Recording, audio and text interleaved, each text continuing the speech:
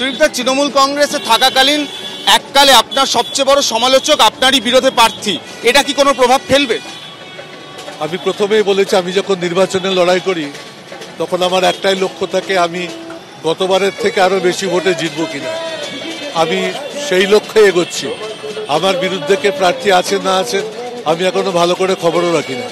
তাপস রায় একজন নেতা হিসেবে, সাংগঠনিক নেতা হিসেবে, এমএলএ হিসেবে, জনপ্রতিনিধি হিসেবে যথেষ্ট দক্ষ।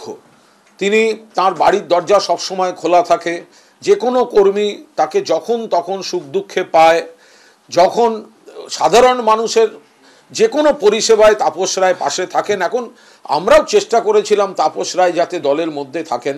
ঘটনাচক্রে তিনি চলে গেছেন বিরোধী দলে, ফলে আমরা তৃণমূল কংগ্রেসের কর্মী, আমাদের দলের নেত্রী মমতা বন্দ্যোপাধ্যায়, আমাদের দলের নেতা অভিষেক বন্দ্যোপাধ্যায়, আমাদের প্রার্থী সুদীপ বন্দ্যোপাধ্যায়, আমরা তার হয়ে আমরা প্রচার করব, আমরা সুদীপ বন্দ্যোপাধ্যায়ের পক্ষে প্রচার করব।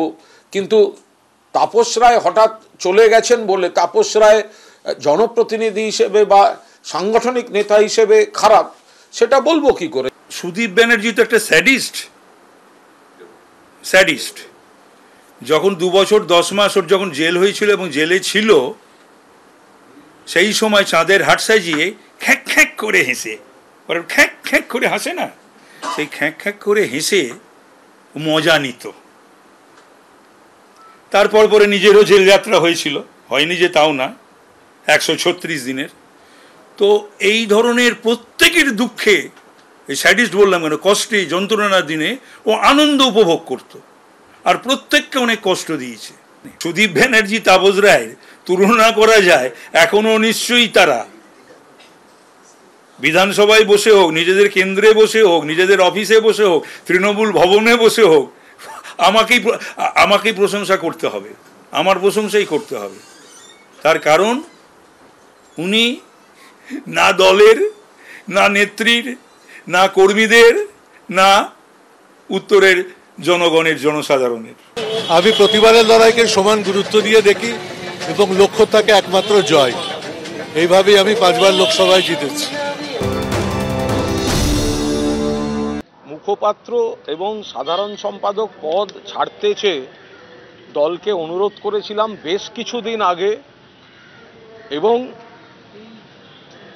সেটা প্রকাশ্যে টুইটও করেছিলাম, এবং আমার এক্স স্যান্ডেল থেকে এই দুটো পদ আমি সরিয়েও দিয়েছিলাম।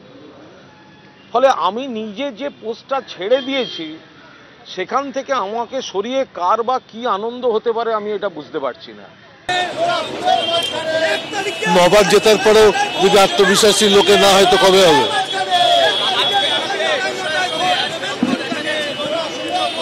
এসব নিয়ে আমি কোনো মন্তব্য করতে চাই না। সেটা কুণাল ঘোষ জবাব দেবে, আমি কি করে জবাব দেব? শীর্ষ নেতৃত্ব হবেন, আমি কি করে বলবো? তারা সব মহানুভব, মঙ্গল করুন, ঈশ্বর তাদের মঙ্গল করুন। আমি আমি আমি তৃণমূল কংগ্রেসে ছিলাম, তৃণমূল কংগ্রেসে আছি, এবং তৃণমূল কংগ্রেসেই থেকে যাওয়ার চেষ্টা করব। আমি তো কোনো দল বিরোধী কাজ করিনি। সারা বাংলার তৃণমূল কংগ্রেস কর্মীরা জানেন যে আমি 1993 সালের 21শে জুলাই, যেদিন এই মেয়র রোডের পাশে মমতা ব্যানার্জিকে খুন করার চেষ্টা করেছিল সিপিএম, আমার গাড়িতে করে তুলে নিয়ে জীবনের ঝুঁকি নিয়ে বেরিয়ে গেছিলাম এই কুণাল ঘোষ। এরপরে সমস্ত আমার জীবনের উত্থান পতনের পরেও 2021 সালেও যখন একের পর এক নেতা দল থেকে চলে যাচ্ছেন, তখনও যে তৃণমূলের ওয়ার্কফোর্স, যে সহকর্মীরা মাটি কামড়ে লড়াই করেছে এবং বিজেপির দিকে তাকিয়ে আক্রমণ করে, সিপিএম কংগ্রেসকে আক্রমণ করে, তার মধ্যে কুণাল ঘোষ একজন। এখন যদি দলের মনে হয় যে না আমার এই প্রেস রিলিজটা প্রাপ্য, তো ছাড়ে তাদের ব্যাপার। আমি এইটুকু শুধু বুঝতে পারছি যে আমাকে পার্টি এই ব্যবস্থা নেওয়ায় সব থেকে বেশি খুশি হয়েছে আমার বিরোধী পক্ষরা, অর্থাৎ যাদের আমি আক্রমণ করতাম। ফলে পার্টি এইটুকুও বুঝলো না যে কার মুখে লাগাম পড়াচ্ছে, তাতে পার্টির শত্রুরা আনন্দিত হচ্ছে। তাহলে কি তৃণমূল দলে সৌজন্য বা গণতন্ত্রের কোনো জায়গা নেই? এরপরে কি বিবাহ বাড়িতে সামাজিক অনুষ্ঠানে যাওয়ার ব্যাপারেও কি ওরা লিস্ট দেখে যাবে? খ্যাক করে এসে 2 মাস 10 দিন জেল খাটছে ছেলেটা, আর প্রতিদিন বাড়িতে বসে খ্যাক করে হেসে সুদীপ ব্যানার্জি মজা নিত, আনন্দ উপভোগ করত এই কুণাল যখন জেলে ছিল। নিশ্চয়ই সেটা ও ভুলে যায়নি। কতজনকে শোকজ করবে, কতজনকে সাসপেন্ড করবে?